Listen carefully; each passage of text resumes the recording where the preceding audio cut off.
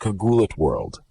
Isang makasaysayang upset ang muling idinaos ng Pinay tennis sensation na si Alexandra Alex Ala matapos niyang patumbahin ang dating French Open champion na si Jelena Ostapenko sa round of 32 ng WTA 1000 Miami Open 2025.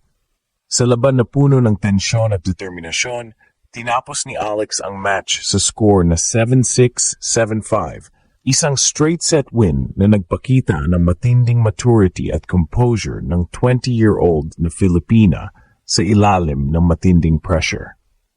Hindi madali ang laban. Kilala si Ostapenko sa kanyang powerful baseline game at unpredictable style, ngunit matagumpay itong nasabayan ni Ala sa pamamagitan ng kanyang precise shot placement at matinding defensive control. Sa mga crucial points ng second set, ipinakita ni Alex ang tapang at disiplina na bihira sa murang edad. Hinayaan niyang mauna sa rallies ang kalaban bago siya umatake sa tamang sandali. Ang resulta, isang panalong umalingaw hindi lang sa Pilipinas, kundi sa buong tennis world. Ang tagumpay na ito ay isa sa mga pinaka-importanteng sandali ng Ala's 2025 breakout season, kung saan unti-unti niyang binabasag ang mga dating imposible para sa mga Asian players sa women's circuit. Sa post-match interview, ibinahagi ng mga analysts na ang laban ni Ala ay hindi lang panalo sa court, kundi simbolo ng bagong alon ng mga batang atleta mula sa Southeast Asia na handang makipagsabayan sa world stage. Mula sa juniors hanggang sa WTA Tour, ang kwento ni Alex ay patuloy na nagbibigay inspirasyon. Mula sa kanyang dedikasyon sa training hanggang sa kanyang humility kahit sa gitna ng mga upset victories. Sa Miami, pinatunayan niyang hindi lang siya prospect, kundi isa ng credible threat sa mga top 20 players ng mundo. At habang papalapit na ang susunod na mga torneo, isang bagay ang malinaw. Ang bawat palo ni Alexandra Ala ay may kasamang mensahe na ang Pinay kaya nang dominahin ang mundo ng tennis.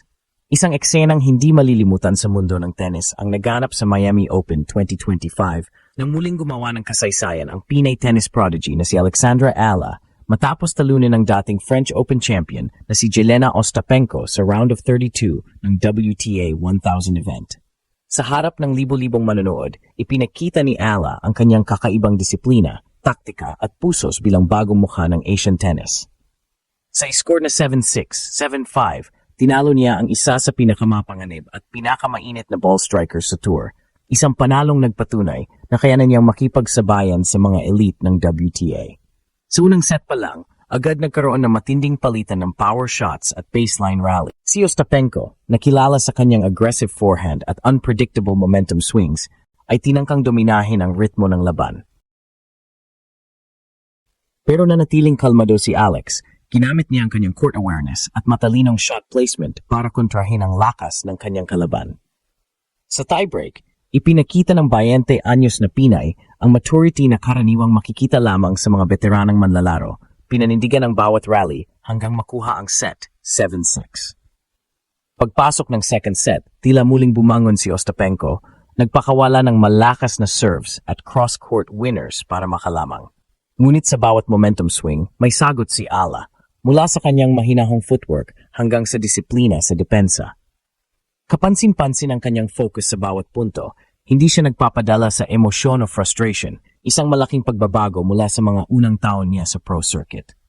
Sa crucial game sa 5-5, gumawa si Alex ng 3 sunod-sunod na winners, kabilang ang isang down-the-line forehand na nagpabagsak sa crowd. Sa susunod na game, sinelyuhan niya ang laban sa pamamagitan ng solidong serve at composed net finish. Tinapos ang laban sa 7-5.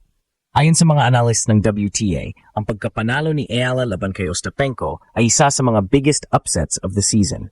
Si Ostapenko ay dating world number 5 at isa sa mga pinaka-experienced players sa tour, ngunit sa laban kontra sa Pinay, kitang-kita ang bagong era ng tennis. She played fearless and composed, ayon kay WTA commentator Daniela Hantuchova. That's not just raw talent, that's championship mentality. Sa post-match press conference, makikita si Ala na nakangiti ngunit kalmado, hindi nagmayabang, at buong pagpakumbaba niyang sinabi, "Every win like this is special. I just want to keep improving, keep learning, and keep representing the Philippines." Sa isang score lamang, pinatunayan ni Alex na hindi na siya rising star, Isa na siyang real contender sa mga pinakamalaking torneo ng mundo. At sa bawat palo ng kanyang raketa,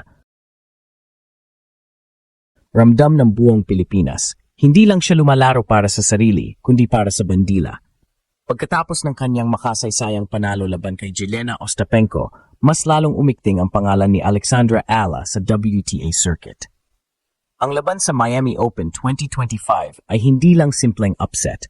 Ito ang naging simbolo ng bagong henerasyon ng mga manlalarong mula sa Asia na may kakayahang dominahin ang global stage. Para sa 99 anyos na Pinay, ito ay kumpirmasyon na lahat ng hirap, sakripisyo at pagtitiis sa mga nakaraang taon ay nagsimula ng magbunga. Bago ang Miami Open, marami na ang nakapansin sa mabilis na pagangat ni Ala sa rankings matapos ang sunod-sunod na panalo sa mga WTA 250 at 500 tournaments. Ngunit iba ang timbang ng tagumpay sa WTA 1000 level. Ito ang parehong kategorya kung saan lumalaban ang mga Grand Slam champions tulad ni Iga Swiatek, Coco Gauff at Aryna Sabalenka. Ang pagkatalo ni Ostapenko sa kamay ni Ala ay nagpakita sa buong mundo na hindi na siya simpleng outsider, kundi isa ng emerging powerhouse na kayang sumira ng bracket sa kahit anong draw. Sa loob ng court, kapansin-pansin ang maturity ni Alex. Ayon sa mga tennis analysts, malaki ang ipinagbago ng kanyang style. Mas matatag na ang kanyang mental game, mas efficient ang shot selection, at mas kalmado siya sa mga pressure moments. Ibinahagi ng kanyang coach sa Rafael Nadal Academy na ang focus ng training ni Alex ay nasa discipline at composure, dalawang aspeto na dati hamon sa kanya noong nagsisimula pa lang sa pro circuit. She's learning how to control the match tempo, not just react, sabi ng coach. That's what separates a junior champion from a true WTA contender. Maliban sa kanyang laro, umani rin ng respeto si Ala dahil sa kanyang demeanor. Sa bawat laban, makikita ang kanyang humility. Walang sigaw, walang yabang, ngunit puno ng determinasyon. Kahit sa gitna ng spotlight, dala niya ang presensya ng isang atleta na nakatuon sa layunin, hindi sa fame. Kaya naman, matapos niyang pabagsakin si Ostapenko, bumuhos ang suporta mula sa mga Pinoy fans sa buong mundo. Mula sa social media hanggang sa international tennis forums, isang pangalan lang ang pinag-uusapan, Alexandra Ala, the pride of the Philippines. Ngunit higit pa sa hype, malinaw ang direksyon ni Ala, hindi siya tumitigil sa isang panalo. Sa panayam pagkatapos ng match, sinabi niya, "This is just part of the journey. My goal is to keep getting better. Not just for myself, but for every young athlete who dreams like me." Sa edad na 20, malinaw na ang kinabukasan ni Alex ay puno ng potensyal. At kung ang Miami Open ay indikasyon ng kanyang direksyon, tila nagsisimula na ang bagong yugto ng Filipina dominance sa mundo ng tennis.